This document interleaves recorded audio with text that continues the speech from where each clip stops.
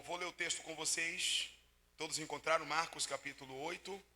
Naqueles dias, uma grande multidão novamente se ajuntou e não tendo as pessoas com que se alimentar, chamou Jesus os discípulos e lhes compartilhou algo.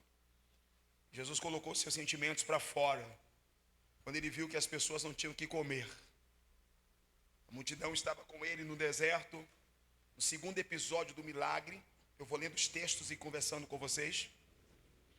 No segundo episódio do milagre da multiplicação, disse que Jesus sentiu uma compaixão, tendo compaixão da multidão porque elas tinham fome. Isso significa dizer que o mesmo Deus da espiritualidade é o Deus que atenta aos nossos desajustes emocionais, financeiros. É o mesmo Deus que se preocupa e atenta para o homem material. Posso ouvir o amém? Então, Deus da espiritualidade que te salvou, que alcançou você, que te arrastou em corda de amor, que salvou a sua alma da perdição. O mesmo Deus que enviou seu Filho como sacrifício para substituir você da pena de morte pelos crimes que nós cometemos, pelo fato de sermos filhos de Adão. Esse Deus que nos salvou, que nos perdoou, é o mesmo Deus que está aqui, olhando para os nossos problemas cotidianos. As pessoas estavam com fome. Posso ouvir o amém lá no fundo? E o Senhor, vendo isso, teve compaixão. Com isso, não quero dizer que todos os problemas do mundo serão resolvidos porque Deus tem compaixão. Isso é uma mentira que é pregada na vida das pessoas e da igreja. Deus não vai solucionar o problema do mundo. Deus não vai solucionar o problema da fome no mundo inteiro. Até porque nós precisamos olhar para Cristo como a nossa única esperança.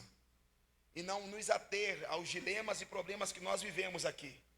Enquanto estamos nessa vida, nós seremos fragmentados por dores, enfrentaremos desafios, seremos de alguma forma afligidos, mas a Bíblia Sagrada, ela não abre uma precedente dizendo que todos os problemas da vida da igreja serão solucionados. Então, quando nós entendemos isso, mesmo olhando para um Deus que sente compaixão pelas pessoas que têm fome, pelo quarteto vulnerável, pelas pessoas mais vulneráveis, o mesmo Deus que sente compaixão, Ele diz para nós que Ele não vai resolver todo o problema, porque nós precisamos abrir as Escrituras e olhar o mais importante, que é a esperança. Cristo, Ele é a nossa esperança. Diga amém.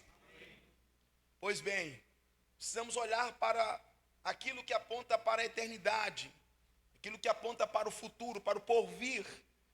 Nem sempre os nossos problemas serão resolvidos, nem sempre teremos as respostas exatas. A Bíblia nem sempre vai ter uma resposta exata para um dilema que você está vivendo. A resposta exata que a Bíblia vai ter para o dilema que você está vivendo é que Cristo, Ele é o nosso Maranata, diga amém. E Ele nos faz uma promessa e plantou em nós uma esperança, plantou em nós uma bendita esperança, porque Ele aparecerá em uma nuvem de glória, e todo o olho que derramou muitas lágrimas e que confiou no Senhor não vai mais chorar. Toda alma que foi destroçada, dilacerada, violentada pelos dilemas e desafios quanto vida, essas almas, a nossa alma no porvir, não haverá mais lugar nem espaço para esse tipo de sofrimento. Então é isso que nós, quanto igreja, precisamos colocar a nossa esperança e expectativa. Então, eu sou completamente contra as palavras que são liberadas dizendo que a sorte da igreja vai mudar. Isso não é verdade. A Bíblia diz que nos últimos dias nós viveríamos tempos de aflições. Tenham por certo isso, que nos últimos tempos vocês serão afligidos e odiados. Então, o que na verdade nos espera é tempos difíceis. Posso ouvir um amém? Enquanto esse tempo se aproxima, ou estamos vivendo esse tempo, nós precisamos continuar com a nossa esperança no Cristo que voltará. para estar conosco para sempre. Bom, tenham compaixão desta multidão. Já se passaram 3 dias que estão comigo e eles não têm o que comer. Se eu os enviar de volta para suas casas em jejum, eles podem desfalecer no caminho, pois alguns deles vieram de muito longe. A jornada e a distância para encontrar Jesus em um lugar muito deserto, para algumas pessoas era mais distante do que as outras. Poderia dizer e talvez aplicar, não importa onde você mora, você não pode estar em busca de uma igreja próxima da sua casa. Você, como crente, precisa estar sempre procurando uma igreja mais próxima da Bíblia. Então não se trata da distância. Pessoas que vêm de longe, de muito longe, para encontrar o Senhor no deserto. Entretanto, os discípulos alegaram o seguinte: onde neste lugar deserto ou desabitado seria possível alguém conseguir pão suficiente para alimentar essa multidão? Versículo 5, Jesus indaga-lhes dizendo: quantos pães vocês têm? E eles afirmaram em uma única voz: 7 pães. Então Jesus orientou os irmãos que todos se sentassem naquele lugar no deserto. E tomando o pão, os 7 pães, ele levantou os céus, deu graça e partiu-os e entregou aos seus discípulos, para que os mesmos, estes servissem a multidão. E assim foi repartido entre todas as pessoas. Tanto no primeiro milagre, bem como nesse segundo milagre da multiplicação, os modus operandi são os mesmos. O que vocês têm no primeiro milagre? 5 pães e 2 peixinhos. O que vocês têm agora? 7 pães e alguns peixinhos. Quantas são as pessoas que precisam ser alimentadas porque têm fome? Primeiro episódio, primeiro milagre, quase 5 mil pessoas. Neste, quase 4 mil pessoas. O que vocês precisam fazer agora? Eles entregam os elementos a Jesus, ele dá graças a Deus, e em seguida ele entrega os elementos para os discípulos, para a igreja, e diz: agora vocês vão repartir. Olhem para mim, o papel de repartir é da igreja. Quem reparte é a igreja. Tanto no primeiro milagre da multiplicação, como no segundo milagre, nós estamos vendo aqui o papel missional da igreja. E qual é o papel missional da igreja? Repartir.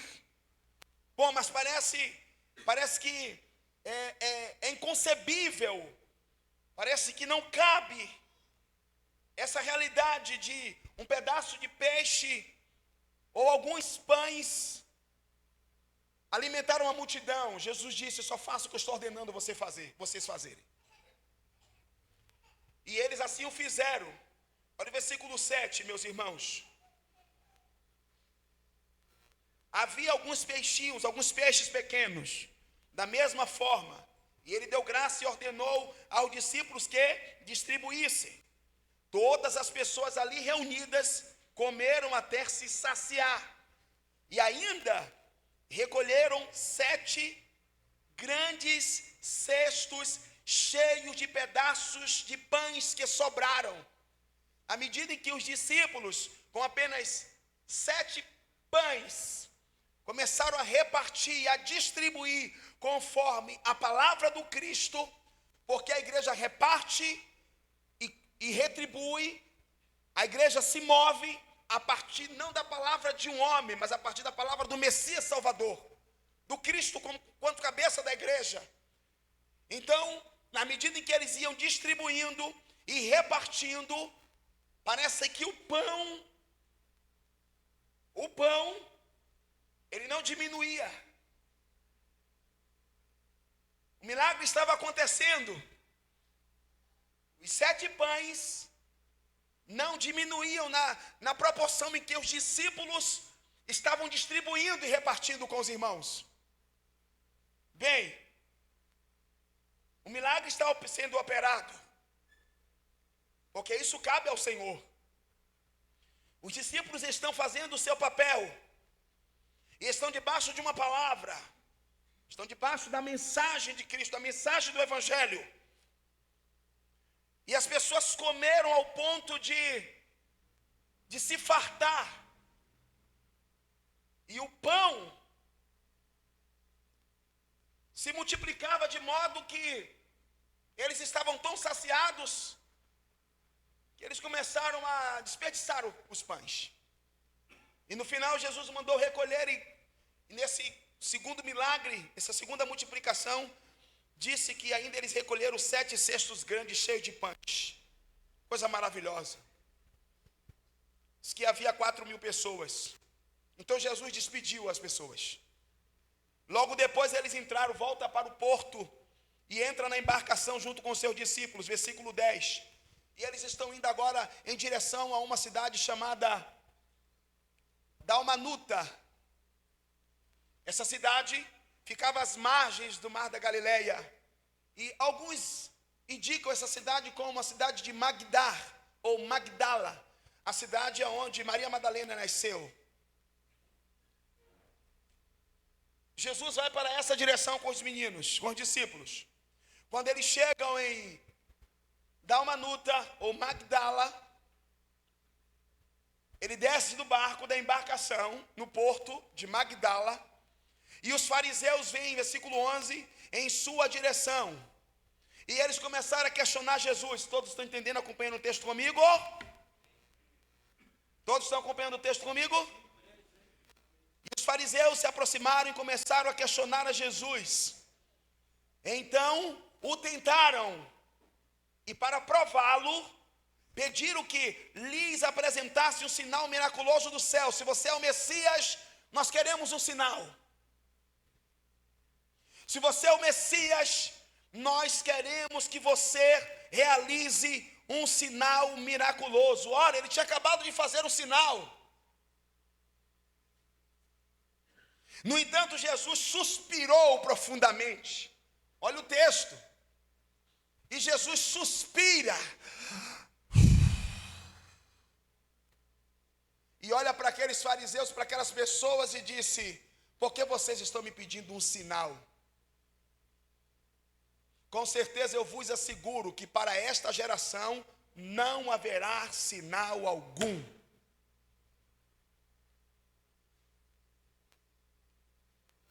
E deixando-os, voltou novamente para a embarcação. Chegando na embarcação, ele disse para os discípulos: vamos atravessar para o outro lado da margem. Versículo 14. E aconteceu que os discípulos, quando entram na embarcação, em Magdala, indo em direção a uma outra cidade para pregar o evangelho, eles esquecem de pegar pães. Olha o texto. E aconteceu que os discípulos se esqueceram de levar pães, mas no barco havia consigo apenas um único pão. Se eu estou no campo, na obra missional, tem que ter o grupo de irmãos, o time que tem que se preocupar e cuidar dos alimentos. Em todo o time da obra de Deus, no campo da obra de Deus, o campo missional, que é a vida comunitária da igreja, a igreja está sempre na sua função missional, porque não tem como desassociar a vida da igreja, vida devocional, da vida missional. Vocação e devoção é parte intrínseca da vida da igreja. Não pode desassociar essas duas realidades. Eu sou crente, piedoso, amo o Senhor, sou um homem de fé, mas eu não me importo com as outras pessoas. Então você não é piedoso, você não é crente e você não entendeu o evangelho. E há uma grande probabilidade em ser questionado o seu novo nascimento.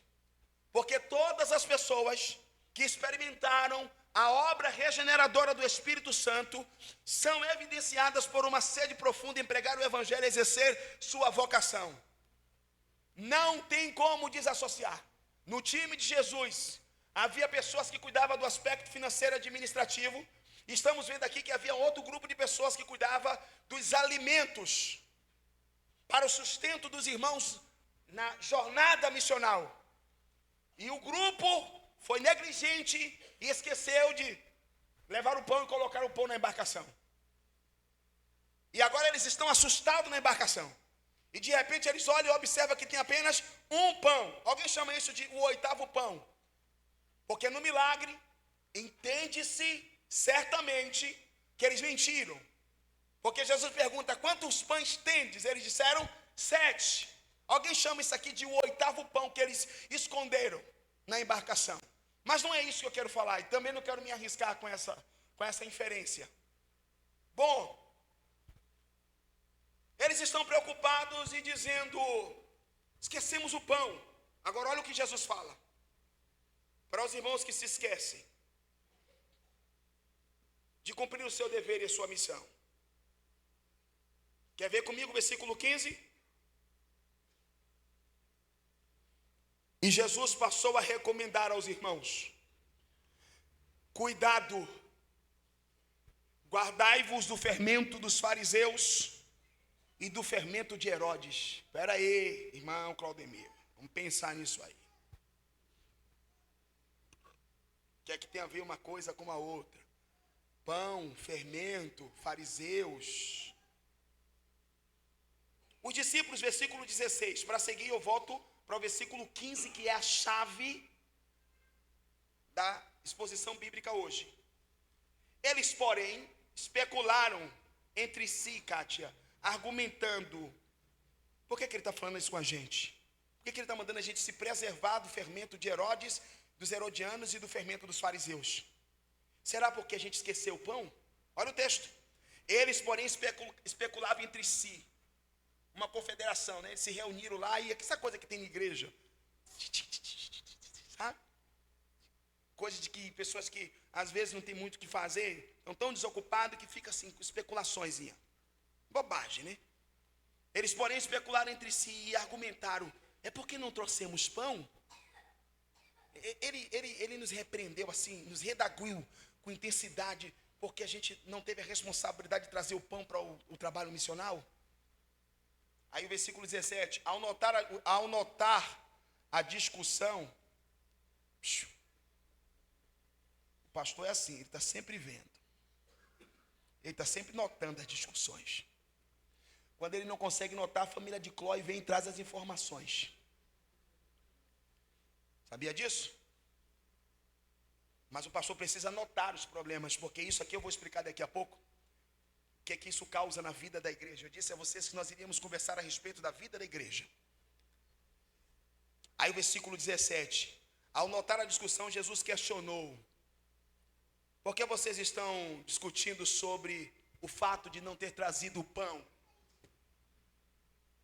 Vocês estão discutindo porque vocês esqueceram de trazer o pão? Estamos aqui na viagem, e isso eles estão conversando e a embarcação já está atravessando, né? O mar. E Jesus dizendo: vocês estão preocupados porque vocês não têm pão? Aí ele faz uma repreensão. Até agora, olha o texto. Até agora vocês não consideraram, até agora vocês não compreenderam, e até agora vocês permanecem com os corações petrificados. 3 pontos aqui. Até agora vocês não entenderam, não compreenderam e permanecem com os corações petrificados. A igreja. Porque vocês estão discutindo o fato de vocês terem esquecido o pão. O problema aqui é o pão. Vocês esqueceram alguns capítulos anteriores, o milagre que eu operei na ausência de pão. Vocês mesmos disseram que não tinha pão. No primeiro milagre, vocês disseram que nem 200.000 denários seria suficiente para que comprasse pão para alimentar aquela multidão de quase 5.000 pessoas. E o que foi que eu fiz? Eu multipliquei. Agora no segundo episódio, nós acabamos de viver o milagre da multiplicação, o segundo milagre da multiplicação, e vocês ainda não entenderam. Olhem para mim, vocês estão vendo que milagres e experiências significativas com Cristo, no sentido de milagres, não é mola propulsora para a construção de convicções na fé? Ah, eu quero ver milagre, bispo. Bonito. Isso não fundamenta a fé. E alguns irmãos, é porque no passado Deus operou e agora tem o quê? Agora você precisa abrir a Bíblia e insistir nessas verdades. A discussão, Jesus disse: até agora vocês não consideraram nada, nem ainda compreenderam nada e permanecem com o coração petrificado. Em outras traduções, com o coração duro. Versículo 18, olha a porrada. Tendo olhos, não vê, seus cegos. Tendo possuído ouvidos, não ouve, seus surdos, e não se recordam. A incapacidade de pensar, de lembrar. Vocês têm memória curta. Aí vocês estão pensando que o evangelho é o quê? Está pensando que a reunião e os encontros de Jesus no culto era para quê, meus irmãos? Para encher o nosso ego e inflamar a nossa sensação de que somos poderosos? Não. E nenhum dos, pelo contrário, os encontros com Jesus, irmã, era para perfurar os que estavam inflamados. Os encontros com Jesus era para quebrar os nossos egos. Os encontros de Jesus era para colocar essa foto, um espelho no meu rosto, e Jesus mostrar para nós quem de fato nós somos. E isso dói. Mas isso é parte da vida do cristão. Se vocês permanecem sem disciplina do qual vocês foram feitos participantes, vocês então não sois filhos e sim bastardos. Os crentes foram feitos participantes da disciplina. Quem está comigo, diga aleluia. Porque nós estamos na segunda fase do processo de santificação progressiva. Nós fomos salvos e santificados. Estamos sendo salvos e santificados. Seremos salvos e completamente glorificados. A segunda fase é essa, progressiva. O Cristo está sendo imprimido em nós. Até vocês precisam ouvir o evangelho até que Cristo seja formado em vocês. E por que nós nos reunimos?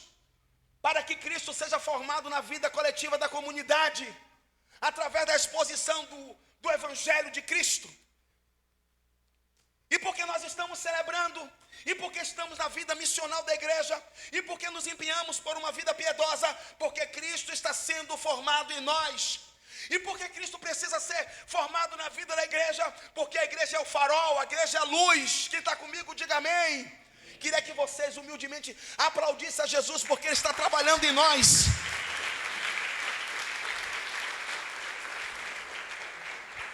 Tendo olhos, mas vocês não conseguem ver.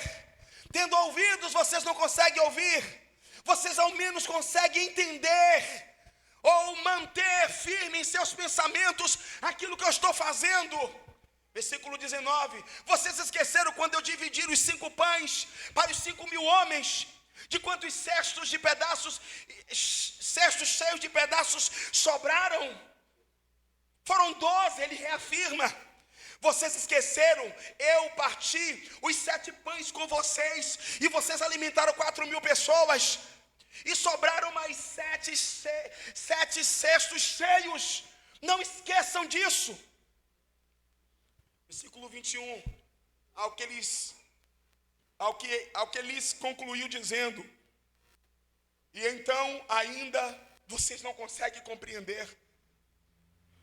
Parece que a crise do líder, do Cristo, de Jesus, era justamente fazer os irmãos entender, porque eles achavam que entendiam, eles achavam que compreendiam, mas Jesus o tempo inteiro estava dizendo: vocês têm ouvido, mas não ouvem, vocês têm olhos, mas não veem.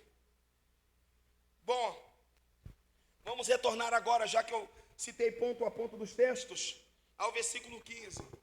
O tema do nosso encontro hoje, do nosso culto hoje, pode projetar, filha. E Jesus passou a recomendar a eles: cuidado, guardai-vos do fermento dos fariseus e do fermento de Herodes. O que você quer dizer com isso? Protejam-se do fermento dos fariseus. Parece que Jesus estava o tempo inteiro querendo colocar uma cerca de proteção e blindar a mente dos discípulos, para que eles não se adoecessem com o fermento dos fariseus e muito menos com o fermento dos herodianos. E eu vou explicar para vocês. O que são esses fermentos? Somos advertidos pelo Cristo contra o fermento dos fariseus. No meio dos milagres acontecendo, os discípulos não queriam entender. Então Jesus usa essa linguagem figurativa do fermento que é parte da composição do pão. Somos advertidos contra este fermento. Mas em que consiste o fermento dos fariseus de Herodes? dos fariseus e de Herodes. Jesus usa a figura do fermento para se referir à terrível influência negativa da hipocrisia, do falso ensino dos fariseus e também dos saduceus, do qual eu não citei, e também dos herodianos. Olha para mim, a igreja estava cercada de fermento. Não somente o colégio apostólico, os pais da igreja, os irmãos da era patrísticas, não somente este, mas até o próprio Jesus estava empenhado em proteger as suas ovelhas, os seus filhos, do fermento, porque o fermento causa problemas que às vezes são irresolvíveis. E Jesus dizia: acautelai-vos do fermento dos fariseus, guardem-se, protejam-se. O fermento são aditivos que atacam os açúcares da massa, fazendo aumentar ou dobrar o volume e o conteúdo da massa. Então nós temos dois aspectos aqui do fermento, positivo e negativo. Nesse episódio aqui, o que está se tratando é o aspecto negativo, é o mal que esse fermento pode provocar em uma comunidade e até destruir uma igreja, corromper as suas doutrinas, adoecer pessoas, fazer com que pessoas se escandalizem. No Novo Testamento, meus irmãos, no Novo Testamento, o fermento pode ser benéfico ou terrivelmente prejudicial. Existem fermentos de vários tipos, cada um com as suas características. Preste atenção, cada um de nós se adapta às condições que vive, colocando em prática uma variedade de juízos sobre outros e de prejuízos sobre nós, conforme o ambiente que nós vivemos. Por isso que Paulo diz em 1 Coríntios capítulo 15, versículo 33, as más companhias corrompem os bons. Você pode ser o resultado da influência de pelo menos 5 pessoas que fazem parte da sua rede de relacionamento. Por isso, você precisa, mesmo como irmão, ser seletivo quanto aos seus relacionamentos. Você, como crente, precisa ser seletivo com quem você se relaciona. Haja vista que você é a influência ou extrato de 5 pessoas das quais você caminha. As más companhias, ela vai corromper os costumes saudáveis que você está construindo. Chegou irmãos nossos, novos em nossa igreja, nós os recebemos em amor e serão amados, acolhidos e passarão por todos os processos. Mas eles precisam encontrar uma igreja firme, uma igreja saudável, uma igreja que não está contaminada por fermento. E se eles quiserem trazer qualquer tipo de fermento, nós precisamos adverti-los em amor. Porque eles vêm para a igreja para serem ministrados. Eles vêm congregar porque certamente pesquisou sobre a igreja, porque um dos princípios fundamentais na vida de um irmão que vai congregar em uma igreja, é primeiro entender que igreja é essa, quem é o pastor dessa igreja, quais os princípios dessa igreja. Olha para mim, Vitor. Os valores dessa igreja, os costumes dessa igreja, porque não vale os seus costumes, não vale os seus valores, não está em xeque isso, está em xeque o que foi construído aqui por um grupo de irmãos, por um presbitério, por uma liderança plural. Então os que vêm precisam primeiro se certificar sobre qual é a confissão de fé desta igreja, o que ela acredita, quais são os seus princípios no campo das doutrinas. O que é essa igreja que eu quero fazer parte? Não é somente o ambiente de culto, que é maravilhoso, que é um ambiente carregado com a presença de Deus, quando cada um faz o seu culto e coletivamente se reúne no culto. Diga amém. Bom, então eu entendi, eu pesquisei, eu conversei com os irmãos mais veteranos a respeito de como essa igreja funciona. Então você não tem direito de discordar, porque você, antes de vir congregar aqui, você pesquisou sobre a igreja, você pesquisou quem é o pastor, então você sabe como é o temperamento do pastor, sabe quem é a família do pastor, e sabe, você fez isso. Então você não pode discordar de princípios, valores e cultura e costume dessa igreja. Você estaria completamente errado. E muito menos tentar, não estou dizendo que está acontecendo isso, viu, irmão? Pelo amor de Deus. E muito menos tentar fomentar tipo de fermento do qual você acha que é o correto. Seja aqui ou em qualquer outro ambiente. Para quem não congrega com a gente, é o mesmo advertência, o mesmo conselho que eu estou te dando. Porque nós precisamos trabalhar para construir um lugar saudável. O Senhor está querendo tapar a minha voz? Sim. Por isso estou te orientando como deve funcionar a vida de igreja. Ontem eu falei com os irmãos, eu quero conhecer mais sobre igreja. Então leia o livro de Atos e o livro de Coríntios, a carta aos Coríntios. Você vai ver vida de igreja, desafio de igreja, problema de igreja, sucesso de igreja. Sabe? Você vai ver vida comunitária, como a igreja lida com pecados, como a igreja lida com problemas. Você vai entender. Leia o livro todo de Atos novamente com essa visão, com essa perspectiva. Eu vou ler para entender a vida da igreja. Você vai entender que desde o início ela já começa com um senso comunitário onde todos estavam orando, todos estavam jejuando, todos estavam lendo, todos estavam unidos, todos estavam partindo o pão, todos perseveravam na doutrina dos apóstolos. A igreja começa dessa forma. Sobre a movimentação do Espírito Santo, sobre o poder do Espírito Santo. Ela começa assim, o tempo passa, ela cresce, avança, progride.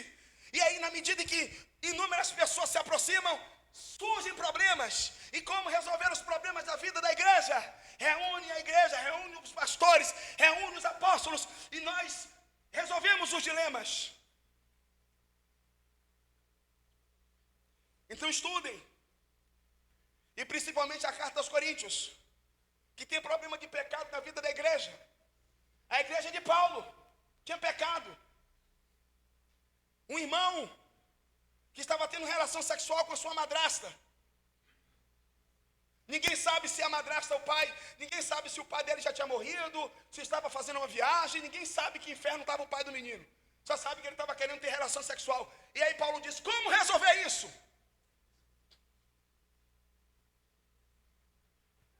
Como resolver isso na igreja?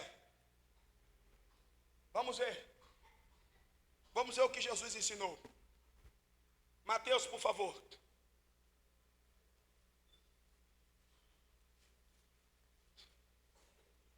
(18, 15 e 17). Quem está entendendo a palavra, diga amém. Glória a Deus, irmãos. Glória a Deus ou não glória a Deus? Oxi. Não estou brigando não, viu, irmãos? Diante de Deus, eu estou ensinando a vocês, viu? É que eu estou pentecostal. Para quem está aqui a primeira vez ou a segunda vez, eu sou assim mesmo. A grande maioria é assim, problemático. Mateus 18. Quem encontrou aí? Então eu vou ensinar aqui para os irmãos aqui, que aqui na igreja tem um monte de irmão que tem senso de justiça. Dá até vontade de citar o nome agora, né? Justiça própria, sabe? Eles querem resolver. Alguns até se incomodaram pelo fato de Neves ter confessado o pecado aqui depois de 1 ano. Neves voltar a pregar. E questionaram. É igreja, estamos tratando a vida de igreja. Amém ou não amém? Vamos aplaudir Jesus. Vamos aplaudir Jesus. Oh, glória.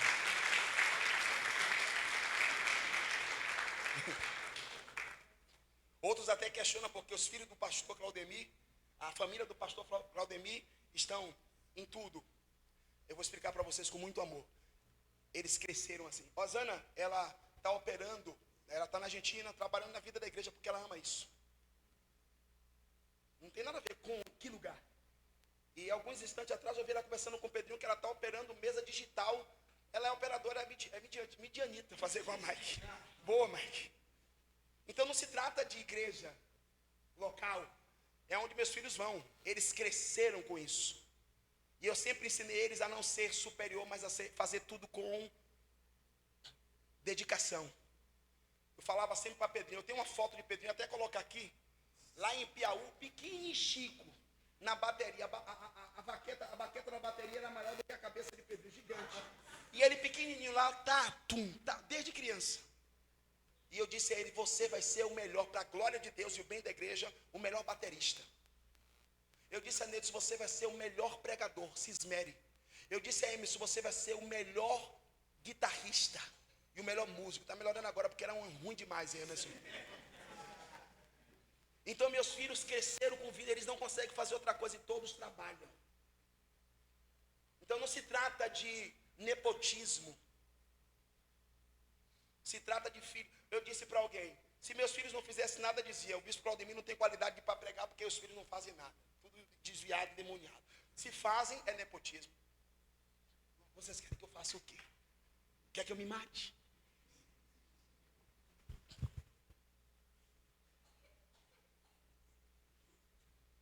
Ou é melhor você tomar um remédio e se acalmar? E entrar no lugar de buscar o seu espaço no reino de Deus e fazer o melhor. E não ser um desertor da obra de Deus e querer justificar suas fraquezas e limitações nas virtudes ou fraquezas dos outros. Vida de igreja, amém? Não, amém? Estamos resolvendo. Então vamos ver como é que resolve o problema. Aí para o justiceiro, porque eu já vi vários irmãos que carregam senso de justiça cair. Olha para mim. Já vi vários irmãos na igreja que sou pastor, que carrega senso de justiça, assim, sabe, se sentindo, sabe, Jorge, o poderoso, cair. E cair feio. Vários irmãos que querem julgar outros irmãos que caíram, que tem problema com pornografia, né? Vários irmãos e irmãs também, que aqui eu estou falando mais até para as irmãs hoje. Em amor, meu amor. Então já vi. E se você não tomar cuidado e tratar isso, você vai ser a próxima. E tem que tomar cuidado para que o seu pecado não se tornar público e ser muito vexatório. E Jesus ensinou um princípio a respeito disso. Ele conta uma parábola de um fariseu e de um publicano. E ele disse que o fariseu orava, batia no peito, sou dizimista, era assim. E disse que ele olhava assim, e ele não estava mentindo. Daqui a pouco eu vou explicar o que é o fermento do fariseu. E o publicano disse que nem olhava para o céu, batia no peito e dizia, Senhor, eu não sou nem merecedor de olhar para o céu, tenha misericórdia de mim. Psiu. Crente age dessa forma. Quanto aos irmãos que pecaram, quanto aos irmãos que irão pecar, ou quanto a qualquer situação que aconteça na vida da igreja hoje, amanhã, ou seja quando for. Quem entendeu isso, diga amém. É um princípio que o pastor de vocês hoje decidiu ensinar. Haja visto que nós estamos falando nos últimos tempos sobre vida de igreja, sobre a vida do Cristo. E quando se fala da vida do Cristo, é a vida da igreja, porque Cristo é a igreja. Saulo, por que me persegue? Saulo estava perseguindo Cristo ou a igreja? Estava perseguindo a igreja que é o Cristo. Quem está aqui, diga amém. Então vamos para o texto. Mateus, capítulo 15. Projeta aí, filho. Filho não, Kimbre. Se teu irmão pecar. Se teu irmão pecar contra ti. Repete comigo. Se teu irmão pecar. Repete comigo. Se teu irmão pecar. Mais uma vez. Se teu irmão pecar contra ti. Vamos fazer um funk aqui. Se teu irmão pecar contra ti. Vamos. Vamos lá. Se teu irmão pecar contra ti. Você percebe que esse texto está dizendo irmão e não um endemoniado, como você disse? Um irmão que pecou? Você percebe que é um irmão? O teu irmão. Aí você vai em particular com ele e conversa sobre a falta que ele cometeu. Quem está comigo, diga glória a Deus. Isso é evangelho. Ele cometeu uma falta, Raulzão. Então você vai em particular. Ah, porque tem que dizer na igreja. Que Deus te guarde. Se algum irmão corajoso, como o Neidson, que talvez para mim é o crente mais corajoso dessa igreja, quiser fazer o que ele fez, amém. Mas a Bíblia ensina um irmão que pecou ser alcançado por outro irmão no privado, aonde esse outro irmão vai aconselhar e vai tentar restaurá-lo e levá-lo para um lugar de arrependimento, porque é irmão. Se você ganhar, olha lá, se ele te der ouvidos, você ganhou o seu irmão. Amém ou não amém? Eu tenho uma notícia para te dar. Qualquer irmão da nossa igreja pode fazer isso. não é o presbitério, não é o pastor, qualquer irmão, encontrou o seu irmão em falta, olha para mim, a partir de hoje na nossa igreja vai funcionar dessa forma.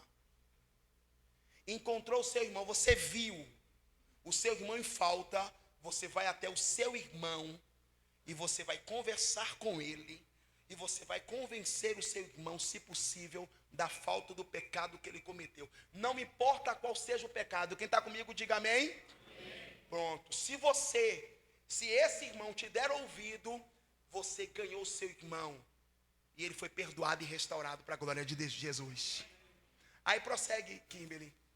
Porém, aí agora tem uma outra condição. Se ele não te der atenção, leva contigo mais uma ou quantas? Para que dê o depoimento de 2 ou 3 testemunhas. Olha para mim, crente, que eu vou explicar esse texto. O irmão que pecou, ele foi advertido por um outro irmão que viu o seu irmão em pecado, em amor, e foi tratá-lo. Só que o irmão que pecou não quis dar ouvidos. Não é virar as costas para ele, que é o endemoniado, filho do diabo, e não quer nada com Jesus. Não é assim que a gente faz? Você vai procurar mais 3 irmãos que são testemunhas do que ele cometeu. Olha para mim, não é fábula. Ah, porque me disseram. Esse negócio de me disseram é coisa de fofoqueiro, que não é o nosso caso. Nossa igreja não tem isso. Aqui, eu duvido, eu dou.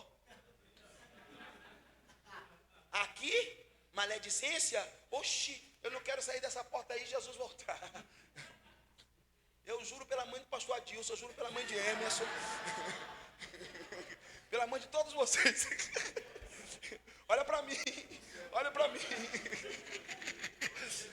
Vem comigo. Então o que é que você vai fazer? Você vai pegar 3 testemunhas que viu que o irmão caiu. E essas testemunhas em amor, não é o presbitério da igreja ainda. Vai reunir esse irmão. Olha lá, prossegue, filho. Boa. E vai corrigir o irmão. Contudo, se ele se recusar, já é a segunda oportunidade, o diabo está entrando mesmo, viu? Aí agora, se ele se recusar a considerar os fatos, agora você diz à igreja. Eu estou sentindo falta de alguns irmãos aqui que falam muito. Eu estou ajudando minhas ovelhas. Olha que esse texto é maravilhoso. Então você vai levar o irmão à igreja. Nesse caso é o presbitério da igreja, junto com a igreja. E aí a igreja não vai humilhar o irmão e nem rechaçar publicamente, linchar o irmão publicamente. Quem está entendendo isso? A igreja vai tentar restaurar esse irmão, pastor Ricardo, pastora Cátia. A igreja vai restaurar esse irmão, vai tentar corrigir esse irmão. Agora, se o irmão não der ouvidos, a igreja de Cristo, que é a maior autoridade do que o pastor, que ensinaram você a errado, que o pastor é a maior autoridade, mentira. A maior autoridade dentro de uma igreja é a própria igreja. Olha para mim, se ele não der ouvido à igreja, que é a autoridade, trate-o como pagão ou publicano. Aí agora nós temos que excluir o irmão. Está entendendo, Sara? Você está assim nervosa? Você pecou? Olha para mim. Olha para mim. Nesse caso, o irmão tem que ser tirado da igreja. E quando ele for tirado, não adianta, essa igreja não ama. É por isso que quando os irmãos vêm de outras igrejas, eles precisam sim passar por uma sabatina. Porque se ele for excluído por não querer dar ouvido à igreja que quis restaurá-lo, ele também não cabe aqui no grupo. Quem entendeu isso, diga amém. Amém. Existem pessoas que estão dentro e pessoas que estão fora da igreja, não tem jeito. Prossegue o texto aí, meu preto. Ô, meu preto, não, minha branca. Com toda a certeza vos asseguro, olha que coisa terrível, que tudo que a igreja ligar na terra será ligado. Meu Deus do céu, a igreja tem o poder de desligar o irmão da comunhão, da igreja, expulsá-lo. E tudo que será desligado. Aí os irmãos ficam assim, irmãos, o milagre vai acontecer porque tudo que ligar. Para com isso, o texto não fala, não tem tepé, nem petepá. A igreja está falando de exclusão. ou de ligar ou desligar. Vem comigo, a igreja é a maior autoridade na terra em Cristo, falando-se de discipulado. Ela tem o poder de ligar e desligar. Quem está comigo, diga amém. Então a gente não pode brincar de comprometimento com a igreja. Tem mais texto aí, filhota? Uma vez mais vos asseguro que se 2 de vocês concordarem na terra, em qualquer outro assunto sobre qual pedirem, isso lhe será feito por meu Pai que está no céu. Aí é o poder da igreja, meus irmãos. E aí o texto vai seguir dizendo: porque onde tiver 2 ou 3 em meu nome, ali eu estarei. Cristo está validando a autoridade da igreja quanto a ligar ou desligar. E quem é que a gente tem poder para desligar? Pessoas que querem viver uma vida ímpia dentro da igreja. Não é pessoas que pecaram e vai em busca do arrependimento. Quem está aqui, diga amém. Pessoa descomprometida. Então, se a igreja hoje olhar para Pedro e ver que ele é um problema, e ver que ele não vai ao arrependimento, nós podemos nos reunir e excluir Pedro da comunidade. Quem está aqui, olha para cá todo mundo. Muito sério isso. Falei que nós iríamos falar sobre fermento vida de igreja, porque assim a gente cresce, amadurece e tratamos os problemas da vida da igreja. Irmão, não está acontecendo nada, estou falando sério. É a nossa série mesmo, de trazer a igreja para um lugar de maturidade. O fermento é prejudicial à saúde da vida da nossa igreja. Vamos ver aqui. Queria que vocês viessem comigo no texto bíblico, por favor, meus irmãos. Gálatas capítulo 5, versículo 6. Kimberly, projeta para nós, filha.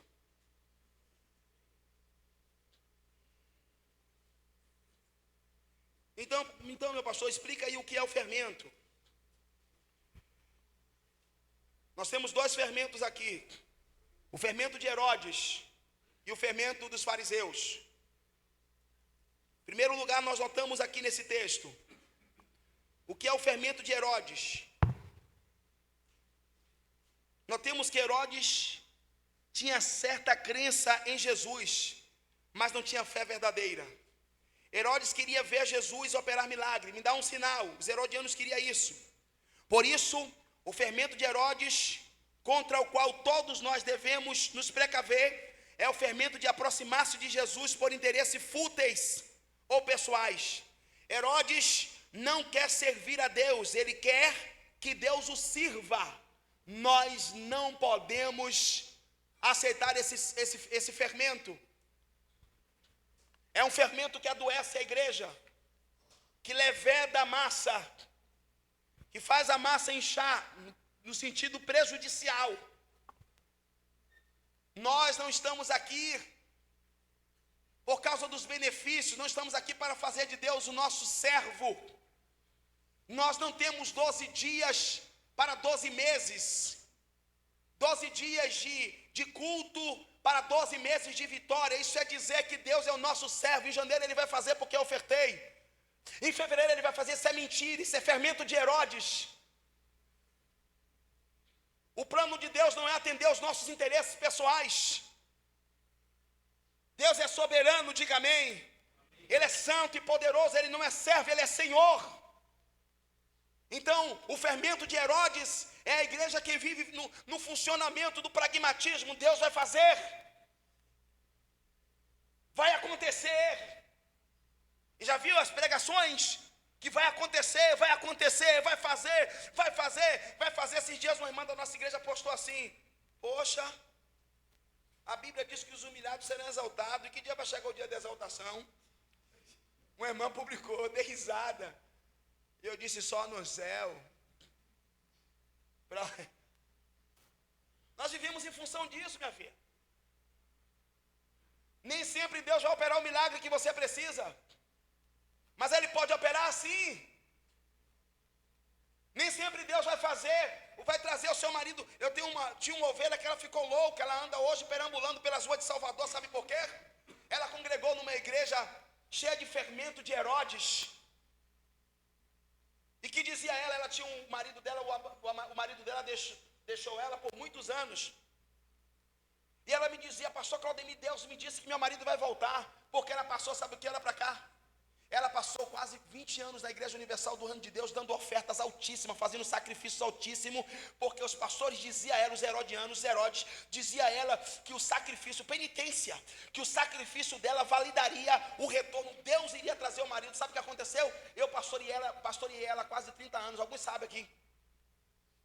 Essa irmã ficou louca esperando, ela deu tudo o que tinha para a Igreja Universal do Reino de Deus. Tudo que tinha, casa, bens. Nas construções das grandes igrejas, ela mandava caminhões de cimento, de brita, de areia, de tudo para construir as grandes igrejas, e oferta de sacrifício, oferta como é o nome agora? Fogueira Santa. Anos e anos, ela na expectativa do marido voltar. O cara nunca voltou e ela ficou louca. Tentei ajudar, tentei trazê-la para aqui, mas mexeu muito com a mente dela. E ela está louca. Uma mãe de família, uma mulher piedosa, uma mulher que eu conheci, congregou comigo muito tempo, mas ela vivia com isso construído dentro dela, eu não consegui desconstruir. Estava muito forte as correntes que foram construídas dentro daquela irmã. Nós temos muita compaixão dela. Isso é o que dá, olha para mim, quando nós não abrimos a Bíblia Sagrada para entender o que Deus está falando com a gente. Quem está com o pastor aqui, diga amém. Amém. Cuidado, protejam-se. A palavra de hoje, do Cristo para nós, no seu evangelho é protejam-se. Protejam-se do fermento de Herodes. Não ambicione porque o seu irmão do lado ou o seu vizinho está prosperando, a coisa está acontecendo, e você não viva sobre esse fermento.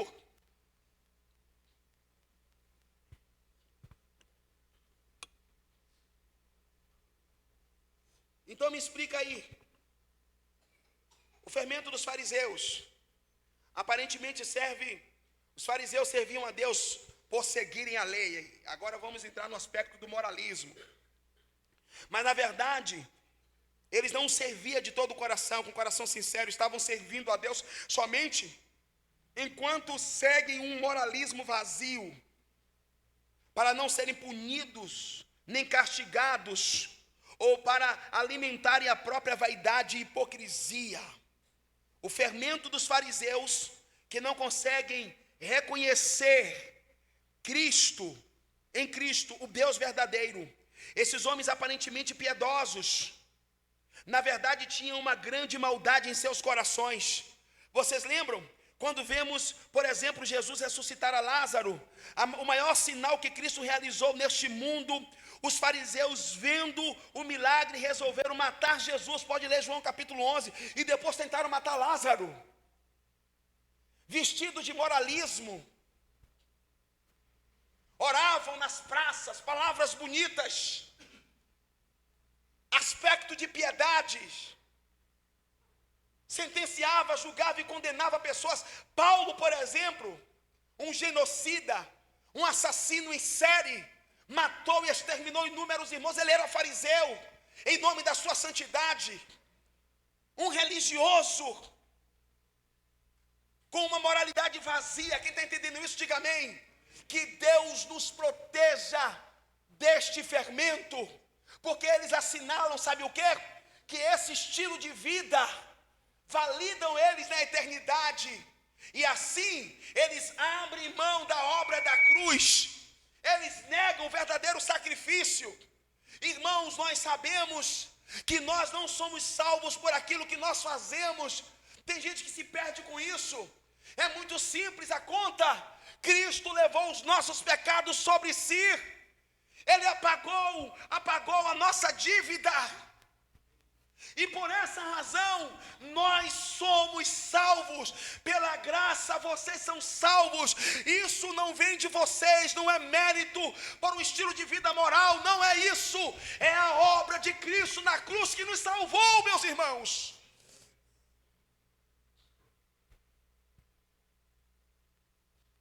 Por favor, proteja-se disso, desse falso moralismo, desse senso de justiça própria. Porque se você não sair desse ambiente de fermento, o que vai acontecer com você? Só Deus para ter misericórdia.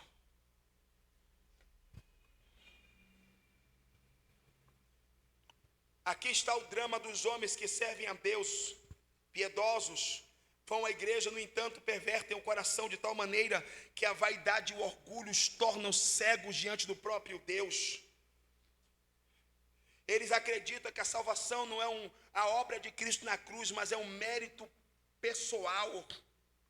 Por isso o evangelho de hoje nos serve de exame de consciência, como estamos nos comportando diante de Deus. Então fuja disso, fuja do fermento que adoece, que prevarica contra a vida da igreja. Eu queria dizer para os irmãos que uma igreja sobre esses fermentos, ela não tem saúde na sua missão. Aquilo que conversamos, fermento, maledicência, o problema da igreja de Corinto era exatamente esse. As pessoas se não aguentavam, não tinha, nasceram de novo, parece que no corpo, mas a língua não foi batizada, que não aguenta ver nenhuma situação. Ontem na sabatina com os homens foi muito bom, foi muito espontâneo, quando os homens de Deus, homens sérios, começaram a fazer exposição de suas dores, começaram a confessar os seus pecados, sem crise, se sentindo seguro num ambiente onde tinha vários homens com dilemas, outros mais, outros menos, não importa. Demonstrar fraqueza, confessar nossos erros, não nos torna pessoas inferiores, meus irmãos. Quem está comigo, diga amém. Principalmente nós homens que nos fechamos dentro de uma bolha, sabe? E ninguém entra. Ah, pastor, porque eu não confio. Quem que confia em quê nesse mundo, meus irmãos?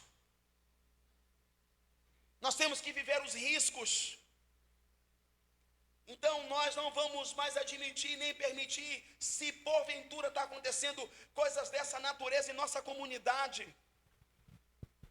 Nós não vamos de forma alguma, nós condenamos isso. Eu comentei com eles ontem que um rapaz que estava se relacionando sexualmente na igreja de Corinto com a sua madrasta, quando Paulo escreve a carta, ele não está condenando o pecado, apesar do pecado ser condenável, ele está condenando a igreja que era omissa, a igreja que compactuava com aquela realidade, que não se posicionava. Quem está aqui, diga amém.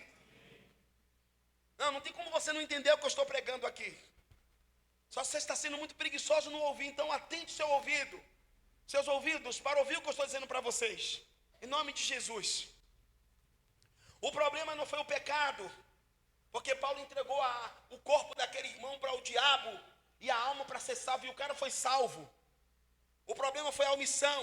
Disse que a cidade de Corinto inteiro sabia dos problemas, não do pecado, mas o fato como a igreja. Paulo disse, eu estou admirado porque os gentios, os ímpios, tal coisa não acontece no meio dos ímpios, e eles sabem o que está acontecendo no meio da igreja e vocês não se movem.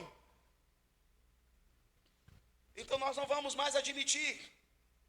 Por que isso? O Senhor está trazendo uma mensagem de repreensão? Não é isso.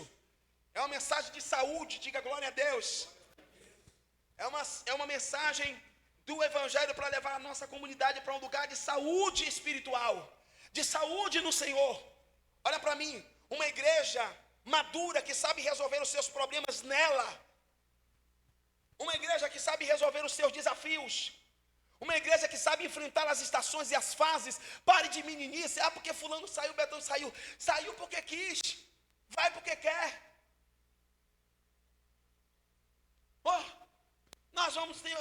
Nós somos alguns feiticeiros aqui para dominar as pessoas? Não!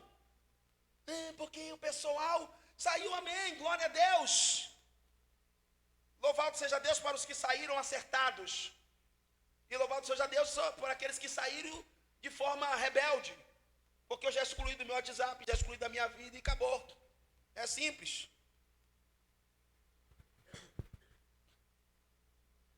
Morreu a história.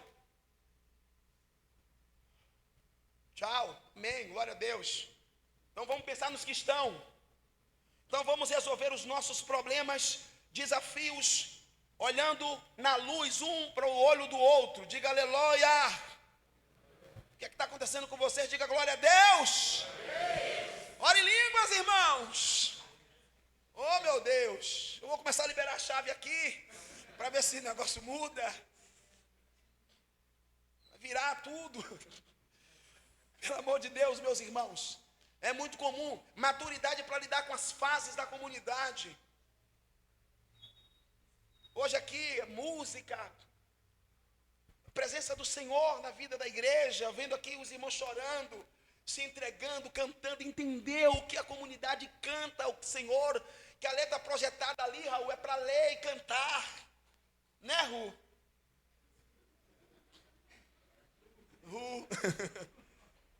A comunidade canta. Mike abriu o culto. Mike é muito incisivo, né? Mike é todo, sabe, bem, acabou, não tem negócio de conversa. E aqui acabou o culto. Ele abriu e ele disse, dai ao Senhor a glória devida. Então ele já fez a abertura da liturgia do culto, dizendo que nós estamos reunidos para cantar. É um dever da igreja se reunir. Nós amadurecemos nisso, a música amadureceu. Não tem mais aquela coisa de divisa de fogo, sapato de fogo, um anjo aqui, Miguel ali, né? O homem aqui, você é o espelho, você é o centro. Acabou isso na nossa igreja. Oh, glória! Amadureceram. Eu estou ausente da igreja e a igreja está melhor com a minha ausência do que com a minha presença. A igreja está acontecendo, o setor operacional funcionando, os jovens sendo discipulados, o infantil funcionando, tudo acontecendo, a integração funcionando, o presbitério acontecendo, a música fluindo, a igreja está amadurecendo. Diga amém! Isso é motivo de louvarmos a Deus e celebrá-lo com palmas mais uma vez, meus irmãos. Bata palma para Jesus!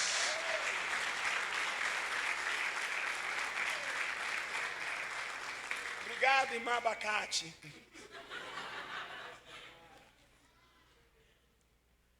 Minha filha parece um abacate.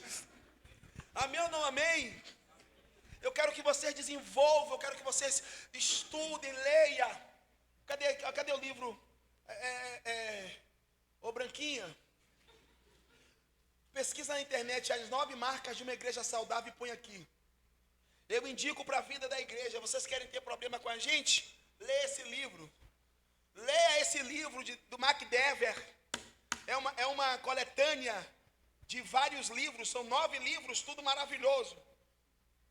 Vocês vão ler esse livro e vão dizer, a minha igreja está errada, e vocês podem vir confrontar a gente. Nós não queremos crentes leigos que ficam o tempo inteiro balançando a cabeça. Queremos crentes que tenham conhecimento bíblico e venham conversar com a gente. Amém ou não amém?